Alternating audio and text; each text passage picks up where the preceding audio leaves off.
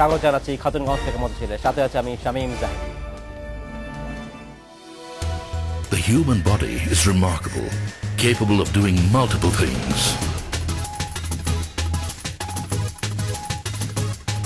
But there is a limit to our endurance. We call it fatigue. Similarly, the steel in your home has a limit to its endurance, and the endurance limit of BSRM Extreme stands beyond 5 million cyclic loading.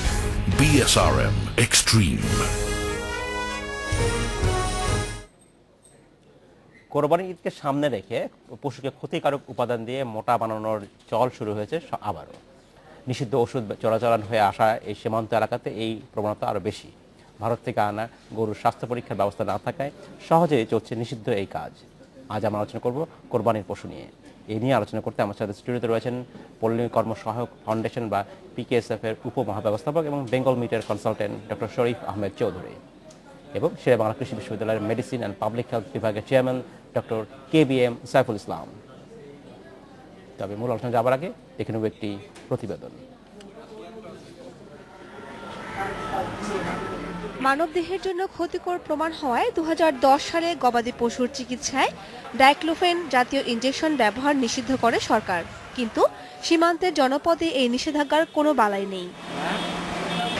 কোরবানির ঈদকে সামনে রেখে সীমান্তে গেলেই এখন ভারত থেকে আসা গরুর স্রোত চোখে পড়ে। যাত্রাপথের ধকলে যাতে শীর্ণ না হয় সেজন্য দেশে আনার পর স্টেরয়েড ব্যবহারের অভিযোগ আছে, আর আঘাতজনিত কারণে আহত গরুগুলোকে দ্রুত সারিয়ে তুলতে ব্যবহার করা হয় ডাইক্লোফেনাক ইনজেকশন। আমাদের দেশে ডাইক্লোফেনাক জাতীয় ওষুধ বেশ কয়েক বছর যাবৎ নিষিদ্ধ আছে এবং আমরা খামারিদেরকে এই জাতীয় ওষুধ ব্যবহার করার জন্য পরামর্শ দিয়ে থাকি। তবে কিছু অসাধু ব্যবসায়ী আছে যারা এই জাতীয় ওষুধ গরুতে ব্যবহার করে। চোরাচালান হয়ে আসা পশু উঠে সীমান্তের কাছে বিভিন্ন হাটে অবৈধ হলেও এই পশুর জন্য আবার টাকাও নেয় সরকার, কিন্তু নির্দেশনা থাকলেও পশুর স্বাস্থ্য পরীক্ষার ব্যবস্থা নেই বললেই চলে।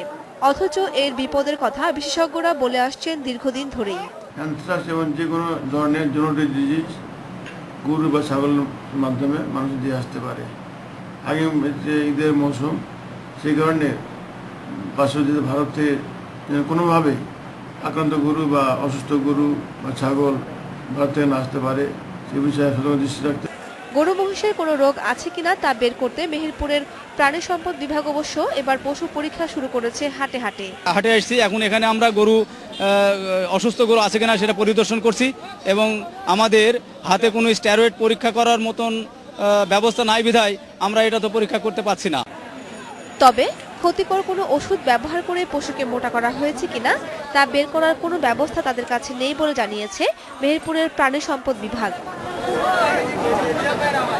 কামরুন মুক্তা, ইন্ডিপেন্ডেন্ট নিউজ। দেখলাম প্রতিবেদনটি আমরা। জনাব শরীফ আহমেদ চৌধুরী এবং জনাব KBM সাইফুল ইসলাম, আপনাদেরকে স্বাগত জানাচ্ছি অনুষ্ঠানে। কেমন আছেন আপনারা? জি ভালো। জনাব চৌধুরী, প্রথম প্রশ্ন আপনাকে করতে চাচ্ছি। আমরা দেখলাম আমাদের প্রতিবেদনে যেখানে বলা হচ্ছে যে বাংলাদেশে ঈদে যেটা হয় কোরবানি ঈদের আগে গরু মোটা তাজাকরণ প্রক্রিয়া শুরু হয়ে যায় এবং এটা একটা সময় আমাদের ধারণা ছিল যে এটা একটা সিদ্ধ পথ, অর্থাৎ এইভাবে করলে কোনো ক্ষতি হয় না, কিন্তু সাম্প্রতিক সময়ে বেশ কিছু অসাধু ব্যবসায়ী যেটা হচ্ছে স্টেরয়েড ইনজেকশন দিচ্ছেন এবং যার ফলে যে মোটা তাজাকরণ করছেন এটা একটা অবৈধভাবে হচ্ছে এবং এটা স্বাস্থ্যের জন্য বিশাল একটা ঝুঁকিপূর্ণ হচ্ছে। এবং আমরা আমাদের প্রথমে দেখানো হলো যে এই কেউ কোনো গরুকে যদি স্টেরয়েড দিয়ে মোটা তাজাকরণ করা হয় সেটা পরীক্ষা করার মতো অবস্থা আমাদের নাই। আপনার কি মনে হয় এটা সেক্ষেত্রে আসলে আমাদের সামনে কি করতে হবে? এটা অত্যন্ত যিনি আমাদের প্রতিবেদনে আমরা যেটা দেখলাম উনি যেটা বললেন যে আসলে হাত পা নিয়ে তো আর এটা করা যায় না, এটার জন্য আসলে এই ল্যাবরেটরিতে টেস্ট করতে হয়, সেটার ইউরিন, ব্লাড বা অথবা মাসেলের কোনো অংশ নিয়ে এটা টেস্ট করলে সেটা বোঝা যাবে আর কি। তবে কিছু নর্মাল সিমটমস আছে যেসব অ্যানিমেলসগুলোতে এ ধরনের স্টেরয়েড ইউজ করা হয় সেগুলো রিলেটিভলি হোয়াইট হয়, সাধারণ একটা গরুর চেয়ে তুলনামূলকভাবে শান্ত থাকবে এবং তার যে চারিপাশ সম্পর্কে সে উদাসীন থাকবে। আচ্ছা, একটা সুস্থ স্বাভাবিক গরু সাধারণত তার চারপাশে এই সম্পর্কে সে বেশ সচেতন থাকবে, খুব ইরিটেটেড থাকবে, কারণ তার চারপাশে সে অনেক কিছু ঘুরতে দেখবে, বিশেষ করে বাজারে সে লাফাঝোঁকা করতে চেষ্টা করবে। এটা একটা হতে পারে। সুতরাং এ ধরনের বাট এগুলো সবগুলো ফিজিক্যাল সিমটম, কিন্তু ফিজিক্যাল সিমটম থেকেই যে সবসময় যে এটা করা যাবে সেটাও কথা নাই। আচ্ছা, ধন্যবাদ ডক্টর চৌধুরী। আমি আপনাকে ফিরে আসবো। ডক্টর সাইফুল ইসলাম চৌধুরী, আপনার কাছে জানতে চাচ্ছি যে সাম্প্রতিক সময়ে হাইকোর্ট একটি নির্দেশনা দিয়েছে সরকারকে, যেখানে বলা হচ্ছে যে কোরবানির হাটে এবার এই গরুর স্বাস্থ্য পরীক্ষা করার জন্য বিশেষ নির্দেশনা দিয়েছে, এবং এর প্রেক্ষিতে সরকার গতকালকে আমরা একটা খবর পেয়ে দেখেছি, সেখানে বলা হচ্ছে যে প্রায় 2000 ফিল্ড অফিসার নিয়োগ করা হবে এই ক্ষেত্রে। এখন যদি আমি জানি না সরকারের যারা ফিল্ড অফিসার থাকবেন তারা কি যথেষ্ট ইকুইপড কিনা, যে এটা স্টেরয়েড পরীক্ষা করার মতো ক্ষমতা কি তাদের আছে বলে আপনার ধারণা আছে? ধন্যবাদ। যে কথাটা বলা দরকার, যে আমার পূর্বের আলোচক বললেন যে আসলে এই মুহূর্তে বাংলাদেশ সরকারের হাতে কিংবা প্রাণী সম্পদ অধিদপ্তরের হাতে এরকম কোনো ইকুইপমেন্ট আছে কিনা আমি ঠিক, আমার কাছে তথ্য নাই। আপনি জানেন না? এটা তথ্য নাই, কারণ এটা টোটালি ল্যাবরেটরি বেসড একটা পরীক্ষা। এটা আসলে ওখানে দেখে বোঝার, ফিজিক্যাল এক্সামিনেশনের মাধ্যমে কিছুটা ধারণা করা যায়, কিন্তু ব্লাডে স্টেরয়েডের পরিমাণ আছে কিনা বা উপস্থিতি আছে কিনা এটা দেখার জন্য অবশ্যই ল্যাবরেটরি টেস্ট লাগবে, এবং সেক্ষেত্রে হাইলি সফিস্টিকেটেড কিছু আলট্রা মডার্ন বা অত্যাধুনিক কিছু যন্ত্রপাতির দরকার। তাহলে এই যে 2000 ফিল্ড অফিসার ঢাকার বিভিন্ন ক্যাটল মার্কেটে মনিটর করবেন, এই মনিটরিংয়ের আসলে কোনো লাভ আসবে? হ্যাঁ, কিছুটা লাভ আসবে, একদম আসবে না তা না, কারণ ফিজিক্যাল কিছু মানে শারীরিক কিছু বৈশিষ্ট্য আছে যেগুলো দেখলে একটা পশু সুস্থ না অসুস্থ এটা বোঝার উপায় আছে। যেটা শুরুতেই বলা হচ্ছে যে একটা সুস্থ পশু তার পারিপার্শ্বিকতা সম্পর্কে সম্পূর্ণ সজাগ থাকবে, সে কান নাড়বে, সে লেজ নাড়বে, তার পাশে চারপাশে কি হচ্ছে না হচ্ছে সেটার দিকে সে খেয়াল করবে, তার চোখ ব্রাইট থাকবে, উজ্জ্বল থাকবে। আর একটা অসুস্থ পশু সেটার কি হবে, সে নির্জীব থাকবে, তার আশেপাশে কি হচ্ছে না হচ্ছে সেই ব্যাপারে তার কোনো ধ্যান ধারণা থাকবে না, সে উদাসীন থাকবে, তার চোখ ডাল মানে নিস্তেজ থাকবে, সে বুঝতে পারবে না, বা তার পাশ দিয়ে কেউ চলে গেলে সে কোনো রকম প্রতিক্রিয়া দেখাবে না, কোনো রেসপন্স করবে না। বাট একটা সুস্থ পশুর সামনে দিয়ে যদি আপনি হেঁটে যান, সে লেজ নাড়বে, কান নাড়বে, কিংবা সরে যেতে চেষ্টা করবে। আর অসুস্থ পশু যদি হয়, সে যদি স্টেরয়েড, ড্রাগ বা অন্য কোনো কিছু দিয়ে তাকে যদি মোটা তাজা করা হয়, তাহলে সে আলটিমেটলি পারিপার্শ্বিকতা সম্পর্কে তার কোনো ধ্যান ধারণা থাকবে না। ইভেন সে বেশিক্ষণ দাঁড়ায় থাকতে চাবে না, বসে যাবে। তাকে একটু হাঁটাতে চাইলে সে হাঁটতে চাইবে না, তার চলাফেরায় জড়তা চলে আসবে।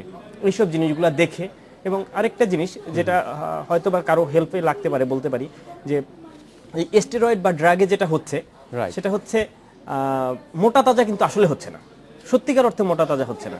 স্টেরয়েড বা ড্রাগ খাওয়ানোর ফলে শরীর ফুলে যাচ্ছে, কারণ শরীরে পানি জমে যাচ্ছে। তাহলে মাংসের মধ্যে পানি জমে যাওয়ার কারণে মোটা হয়ে যাচ্ছে, দেখাচ্ছে আপাত দৃষ্টিতে মোটা, কিন্তু আসলে কিন্তু সে মোটা না। তাহলে কি হচ্ছে, যেহেতু মাংসের মধ্যে পানি আছে, তার মাংসল অংশে যদি প্রেস করা হয়, চাপ দেওয়া হয়, ওই জায়গাটা ডেবে যাবে। পানি জমলে যেরকম ডেবে যায় ঠিক ওরকম ডেবে যাবে। ঠিক আছে, তো এটা দেখে বোঝা যেতে পারে যে হ্যাঁ, এটার মাংসের মধ্যে পানি আছে, এটা কিন্তু আসলে অরিজিনাল মাংস না, সত্যিকারের মাংস না, এটা পানি মিশ্রিত মাংস। আচ্ছা, ধন্যবাদ। আমি আপনাকে ফিরে আসবো। ডক্টর চৌধুরী, আপনার কাছে জানতে চাচ্ছি যে মোটা তাজা করার পদ্ধতি, যেটা বৈধ পদ্ধতি, সেই পদ্ধতি আসলে একটা গরু কতদিনের মধ্যে মোটা হতে পারে, এবং সেখানে সে পদ্ধতির প্রক্রিয়াটাকে কিভাবে করা হয়, আপনি কি ধারণা দেবেন আমাদের? আসলে আমাদের দেশে 3 ধরনের গরুকে মোটা তাজা করা হয়। একটা হচ্ছে যে একদম ছোট থেকে আরম্ভ করে 3-4 বছর পর্যন্ত পালন করে নর্মালি যা খাওয়া দাওয়া করানো দরকার সেটা খাওয়ানো হয়। সেটাকে আমরা সাধারণত মোটা তাজা বলি না। আমরা যেটা বলি সেটা হচ্ছে 2 থেকে 2.5 বছরের এক গরু, এদেরকে মোটামুটি 3 থেকে 6 মাসের মতো একটা স্পেশাল ফ্লাশ ফিডিং দেওয়া। এখানে যেটা স্পেশাল ফিড বলতে এটা ঘাস, খড়ের সাথে অনেক সময় ইউরিয়া, মোলাসেস দেওয়া যেতে পারে, কোনো অসুবিধা নেই, এটা কোনো ক্ষতি করবে না। প্লাস কিছু দানাদার খাবার দিতে হবে। এভাবে দিলে আমরা যেটা দেখেছি, বাংলাদেশের দেশি গরু যেগুলো, সেগুলো মোটামুটি দৈনিক 400 থেকে 500 গ্রাম, আর যেগুলো ক্রসব্রেড গরু, ইউরিয়াতে কোনো ক্ষতিকর উপাদান নেই। না, ইউরিয়া হচ্ছে যেটা হচ্ছে যে আমাদের যে ইউরিয়া, যেখানে বলা হয় মাঝে মাঝে মুড়ি, আমাদের যেটা বাসা মুড়ি খাই, সেই মুড়িকে সাদা করার যে ইউরিয়া ব্যবহার করে, সেই ইউরিয়া না অন্য? হ্যাঁ, না, গরুতে ইউরিয়াটা অন্যভাবে ব্যবহৃত হয়। সেটা হচ্ছে যে গরুকে আমরা যখন ইউরিয়াটা খাওয়াই, তখন গরু কিন্তু সেটা ইউজ করে না। গরুর পেটের মধ্যে একটা জীবাণু আছে, এই অনেকগুলো জীবাণু আছে। এই জীবাণুগুলো ওই ইউরিয়াটাকে করে একদম অ্যামাইনো অ্যাসিড তৈরি করে, যেইটা প্রোটিন হয়, যেটা ইউরিয়ার অস্তিত্বই থাকে না। যদি ইউরিয়া বেশি হয়ে যায়, ইনস্ট্যান্টলি গরুই মারা যাবে, ইনস্ট্যান্টলি উইদিন 5 to 10 মিনিটস, বেশি হলে মারাই যাবে। সুতরাং এটা first line of defence is there, সুতরাং ওখানে কোনো সমস্যা নেই। নর্মালি বেটার হচ্ছে যে আপনি যদি কাঁচা ঘাস এবং দানাদার খাবার যদি খাওয়াতে পারেন, সেটা আমরা যেটা বলি যে সাধারণত তার বডি ওয়েটের 2 থেকে 3% হারে যদি আপনি যদি দানাদার খাওয়ান তাহলে মোটামুটি 2 থেকে 3 মাসের মাথায় একটা গরু So, 3 মাস লাগে শুদ্ধ পথে বৈধ পথে যদি গরুকে মোটা তাজান করা হ্যাঁ। হয়, আর যখন অসাধু ব্যবসায়ীরা স্টেরয়েড ব্যবহার করছেন তখন কয়দিন লাগছে? এইটা হচ্ছে কি আসলে এরা কিন্তু নর্মালি খাইয়ে আসে। এখানে যেটা করে সেটা হচ্ছে যে কোরবানির ঈদের আগে বা এই মার্কেটিং এর আগে 15 থেকে 20 দিন আগে থেকে ওনারা বিভিন্ন ধরনের ড্রাগ ইউজ করে, সো দ্যাট এটাকে খুব তাড়াতাড়ি মোটা তাজা মনে হচ্ছে, কিন্তু আসলে এটাই না। এই স্টেরয়েড ইউজটা কিন্তু ইউরোপে নিষেধ, আচ্ছা, ইইউতে এটা সবখানে 1988 থেকে Right. এটা নিষিদ্ধ, কিন্তু আমেরিকাতে নিষিদ্ধ নয়। ধন্যবাদ ডক্টর শরীফ। আমাদের সময় হচ্ছে একটি বিরতিতে যাবার, ফিরে এসে আমরা কথা বলবো। আমাদের সময় হলো একটি বিরতিতে যাবার, ফিরছি শীঘ্রই, সাথেই থাকবেন।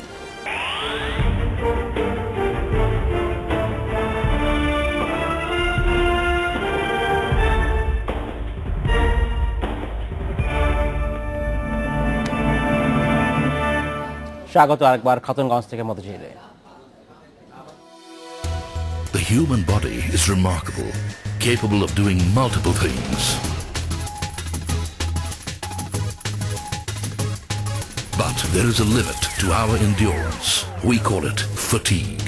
Similarly, the steel in your home has a limit to its endurance, and the endurance limit of BSRM Extreme stands beyond 5 million cyclic loading. BSRM Extreme. আজ আমরা আলোচনা করছি কোরবানি গরুর পশু নিয়ে।